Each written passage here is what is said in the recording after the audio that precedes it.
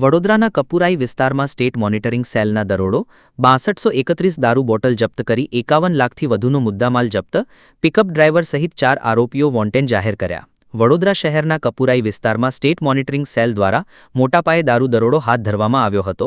આ દરોડામાં ₹51,93,312ની કિંમતનો મુદ્દામાલ જપ્ત કરવામાં આવ્યો છે, જેમાં 6231 બોટલ્સ ભારતીય દારૂ અને એક વાહનને જપ્ત કરવામાં આવ્યું છે. આ કાર્યવાહીમાં 4 આરોપીઓને ફરાર દર્શાવવામાં આવ્યા છે. 44.93 લાખની 6231 બોટલ્સ જપ્ત કરાઈ. તારીખ 2 અને 3 સપ્ટેમ્બર 2025ના રોજ વડોદરા શહેરના કપુરાઈ ક્રોસરોડ પાસે આવેલી વેસ્ટેરિયા હાઇટ્સ બિલ્ડિંગ નજીક એસએમસી દ્વારા આ કાર્યવાહી હાથ ધરાઈ હતી. આ દરોડો પ્રતિબંધ અધિનિયમની કલમ 65A, 81, 98(2) અને 116B હેઠળ નોંધાયો છે. કપુરાઈ પોલીસ સ્ટેશનના અધિકાર ક્ષેત્રમાં આવેલ આ કેસમાં પોલીસે ₹44,93,312ની કિંમતની 6231 IMFL બોટલ્સ અને 7 લાખની કિંમતનું એક ઇન્ટ્રા પિકઅપ વાહન નંબર GJ06BV6986 જપ્ત કર્યું છે.